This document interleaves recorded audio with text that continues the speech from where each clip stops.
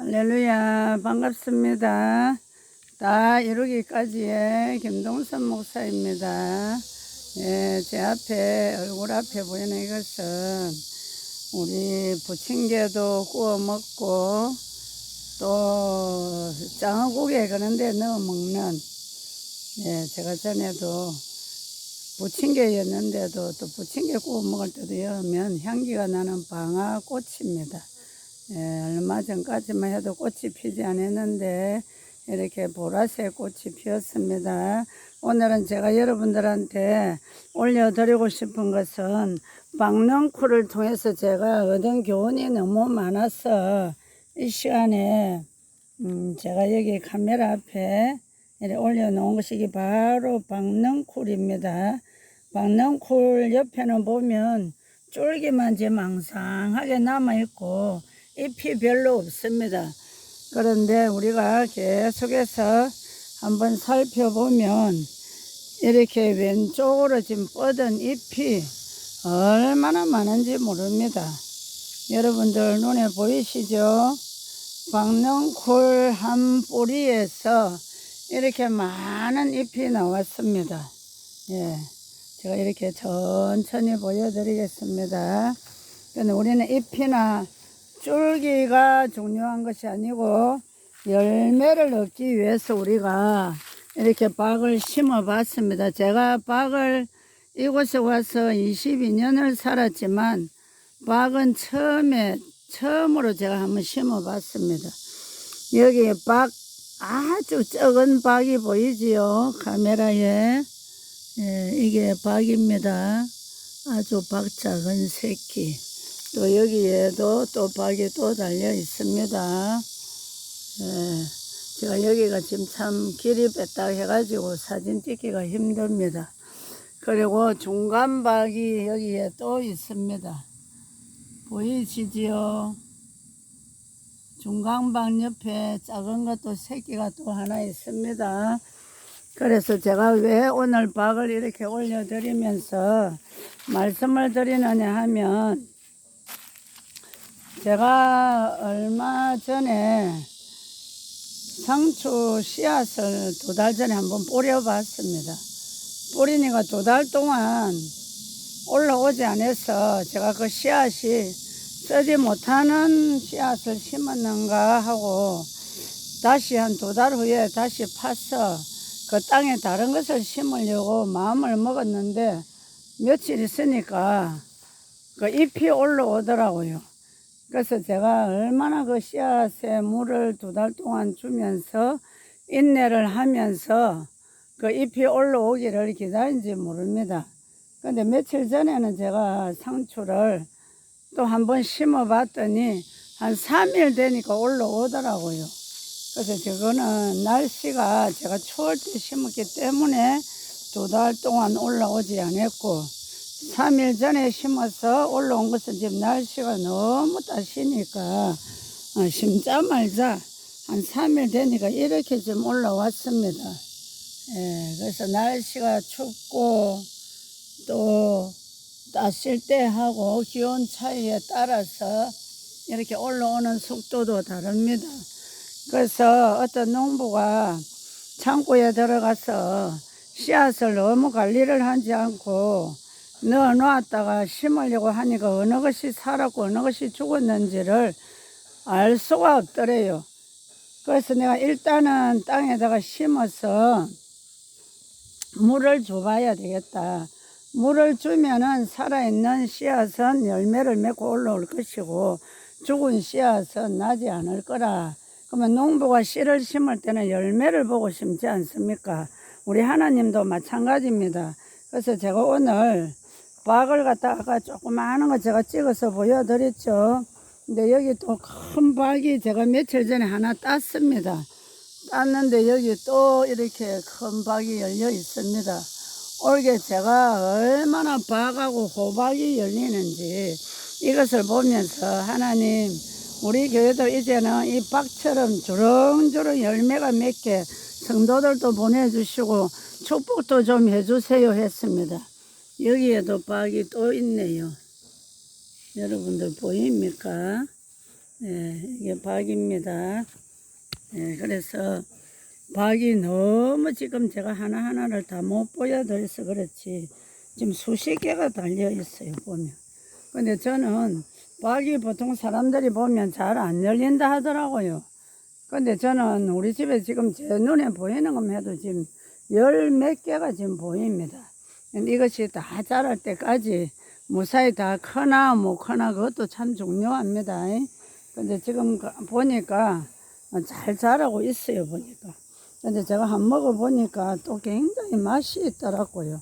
그래서 지난주에 하나 따서 우리 며느리 집에 반 좀 주고 또 우리가 반을 국을 끓여 먹어 봤습니다. 박도 잘못 심으면 쓴 게 있습니다. 그래서 우리가 열매도 단맛을 내야 되는데 우리 집에 박을 오래 심은 것이 이렇게 또 굉장히 달고 맛이 있어요. 그래서 제가 오늘 여러분들한테 말씀드리고 싶은 것은 우리 아까 상추 씨앗을 말을 했지만 상추 씨를 심어놓고 2달 동안 안 올라와도 제가 인내를 하면서 참고 기다리니까 안 올라와도 계속 물을 줬습니다. 참고 기다리니까 2달 후에 올라왔고 또 이렇게 박넝쿨을 쳐다보면서 영적으로 오늘 아침에 무엇을 깨달았느냐 하면 아까도 제가 넝쿨을 보여드렸죠. 이렇게 넝쿨은 너무나도 이렇게 말란 것처럼 보이지요. 이렇게 보이는데 이 넝쿨 이게 원뿔입니다. 원뿔이는 말라 보이고 왜소하게 보이고 이런데 이 많은 가지들이 얼마나 지금 뻗어 나갔습니까? 이게 전부 가지입니다. 계속 가지에서 가지를 뻗쳐나가고 가지에서 가지를 뻗쳐나가는데 제가 아까 미리 말씀드렸습니다. 이곳이 이사 온 지 22년 차인데 그냥 호박은 심어봤지만 박은 올해 처음입니다.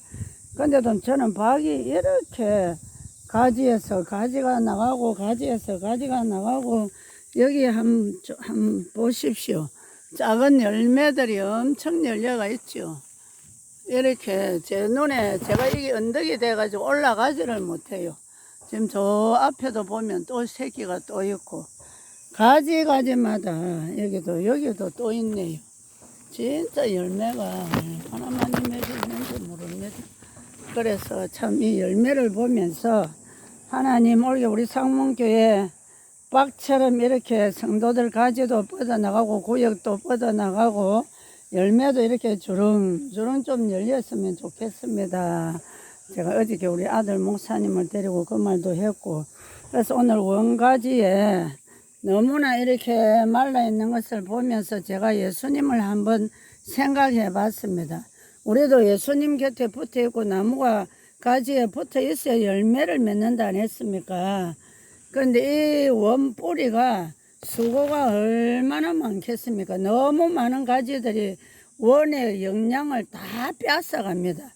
그러다 보니까 진짜 원뿌리에는 너무나도 왜소하고 잎도 없이 그 대신에 농부인 제가 이 원뿌리에게 매일같이 물을 안 뿌려주면 안 됩니다.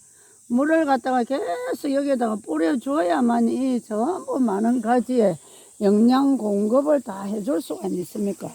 물을 먹고 삽니다, 이 채소들이.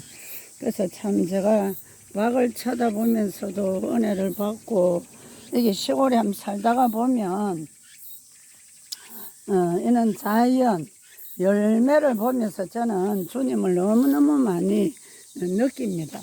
그래서 참 우리 예수님이 우리가 가지에 붙어 있으면서 우리를 바로 키워주시려고 얼마나 우리 예수님이 저 박원뿌리처럼 저렇게 우리를 위해서 희생하고 헌신하고 참 십자가에 죽어주시고 그 은혜를 생각하면 저희들이 어떻게 참 감사하지 않을 수가 있습니까? 그래서 저도 오늘 햇빛이 너무 강하고 뜨거워가지고 밖에 나와서 참 촬영하는 게 쉬운 게 아닙니다. 그래서 오늘 보면 오늘날 너무나도 우리가 진짜 참 복음인지 가짜 복음인지 이것을 잘 못 깨달을 때도 있고 씨앗도 아까 죽은 씨앗인지 살아있는 씨앗인지 땅에다가 심어보고 물을 뿌려봐야 나중에 그 열매를 보고 안다 그랬죠. 그래서 우리도 오늘날 가짜 진짜 인양하면서도 진짜 말씀 안에다가 가짜를 조금씩 이렇게 사탄은 섞어서 넣어가지고 진짜 인양 이렇게 말씀을 전합니다.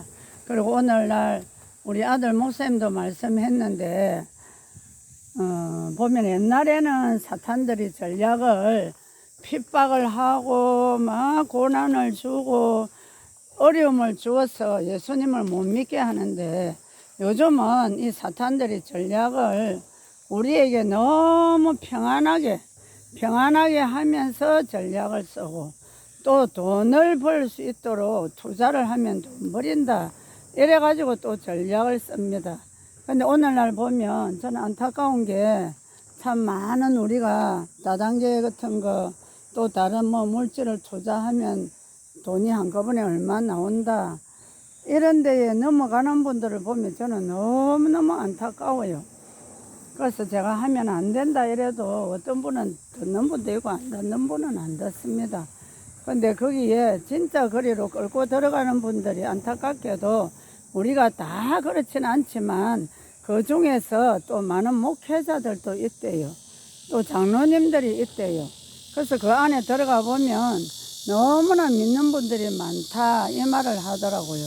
그러니까 우리 교회 어떤 집사님이 내가 가보니까 거기에 목사님들도 계시고 또 장로님, 권사님 전부 믿는 분들이 너무 많습니다.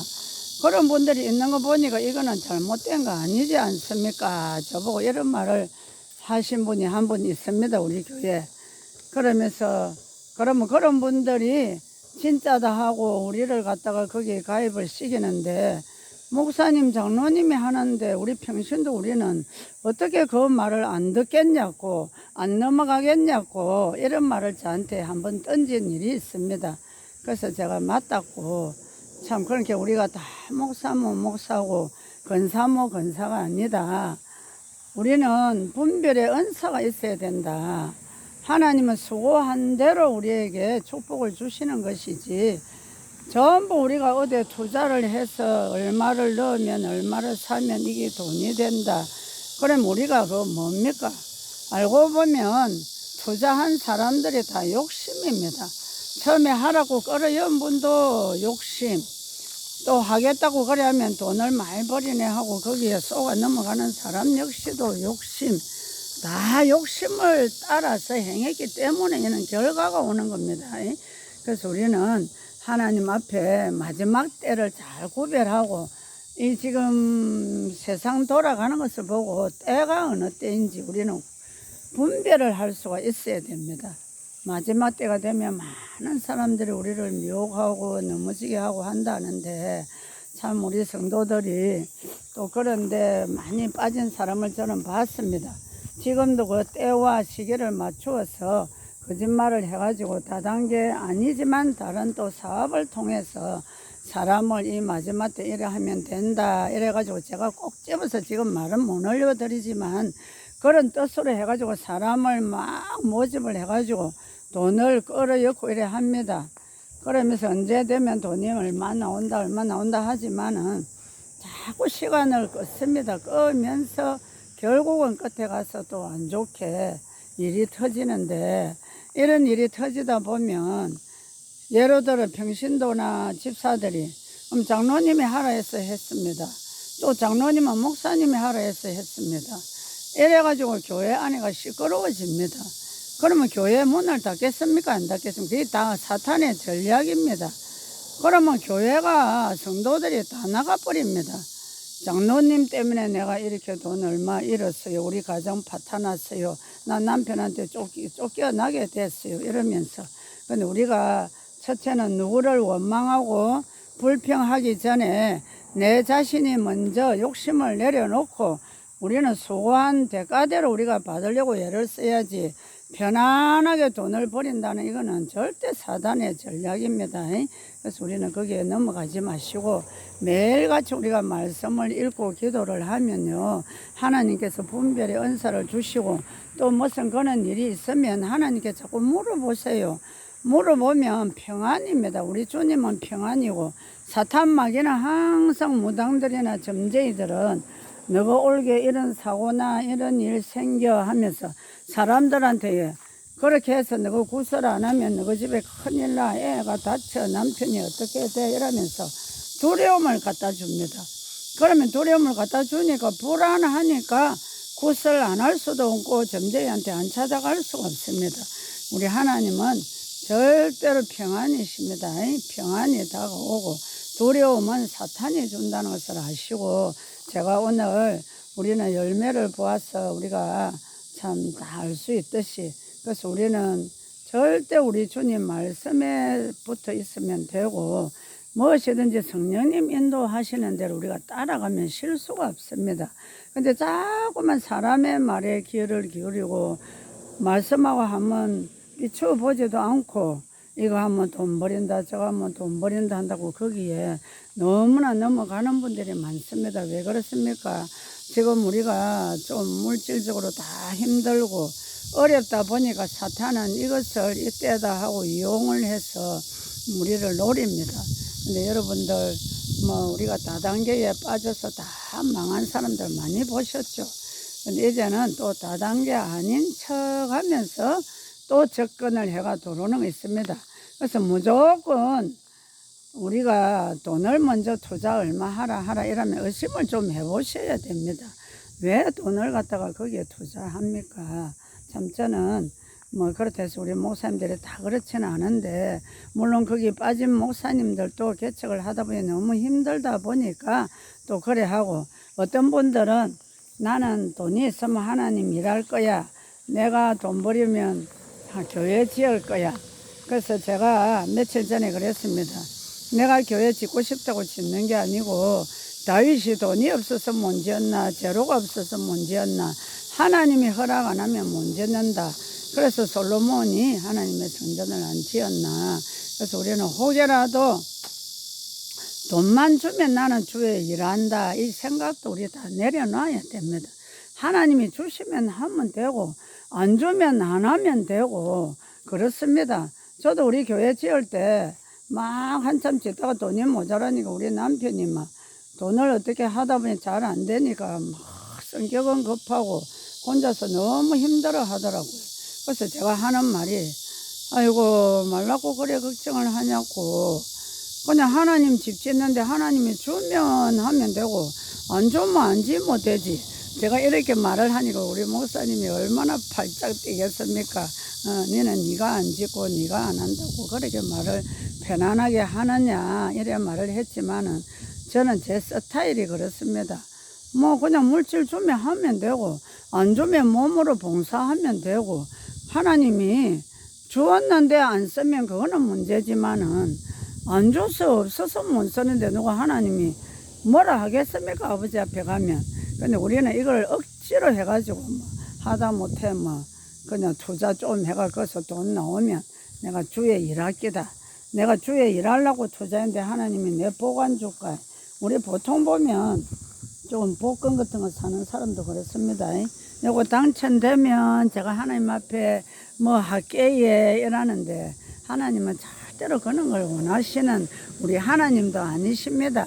그러니까 우리가 제발 이 마지막 시대 때, 제가 왜 이런 말을 하느냐 하면, 우리 이 지역에도 저는 제 옆에서 봤습니다. 참 목사님들이 자기 있는 돈을 투자를 다 하고 성도들까지 끌어여가 성도들까지 지금 어려움에 공경에 몰아넣어가지고, 그러다 보니까 그 성도들이 다 교회를 떠나지 있겠습니까? 그러면 그 영혼을 살리는 겁니까? 죽이는 거지. 우리 목회자들한테 영혼 살리고 성도들 바른 길로 인도하라고 우리가 기름 부은 주의 종들 아닙니까? 근데 제가 그렇다 해서 나는 잘하는데 다른 목사님도 못한다 그 뜻이 아닙니다. 조금 몇 사람 때문에 많은 또 목회자들까지 이렇게 욕을 얻어먹고 살 때가 있어요. 그래서 제가 오늘 아침에도 우리 교회 성도님이 그런 말을 했습니다. 내가 거기 가보니까 목사님, 장로님, 권사님, 집사님들이 너무 많더라 그래요. 좀 말 안 해도 저는 그런데 가보지도 안 하고 이야기는 좀 들었지만 거기에 우리가 빠져 들어가면 안 됩니다. 그래서 우리가 그냥 옳은 직장을 얻어서 가서 수고하고 또 하나님 주시는 대로 받아서 또 주시면 우리가 건강 주신 것만 해도 감사 안 합니까? 그래서 건강하면은 뭐 제가 나름대로 어떻게든 노력을 해서 또 조금이나마 우리가 교회 필요한 거 또 하나님 하라 하면 하고 또 하나님 안 주시면 안 해도 하나님 그거 가지고 절대 우리 안 뭐라 합니다. 근데 잘못된 이제 끌고 가서 나중에 그 가정들을 다 망하게 하면 어떻게 되겠습니까?